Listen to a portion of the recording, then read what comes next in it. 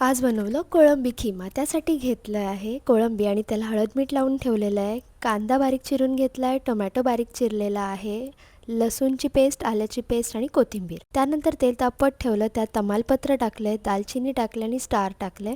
त्यानंतर थोडंसं जिरं टाकलं आणि हे तेलात छान परतून घेणार आहे आपण. त्यानंतर बारीक चिरलेला कांदा घेणार आहे आणि तेही छान तांबूस रंग येईपर्यंत परतून घ्यायचं आहे.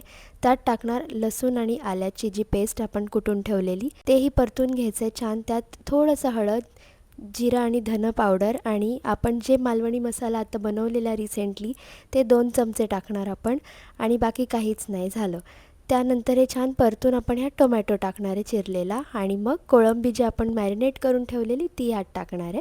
कोळंबी मॅरिनेट करताना तुम्ही आगळ पण टाकू शकता. आता त्यात मीठ टाकायचं आहे. एक अंडंही फोडून टाकलं तरी छान होतं. मी नाही टाकलेलं आहे कारण अंडं नव्हतं. झाकणावर पाणी ठेवून ह्याला मस्त शिजवून घ्यायचं आहे. तेच गरम पाणी ह्याच्यात ओतायचं आणि अजून जरासं शिजवायचं आणि झालं. कोथिंबीर टाकून सजवा, रेटिंग करा आणि खायला हे तयार आहे पावसोबत. लाईक आणि शेअर नक्की करा.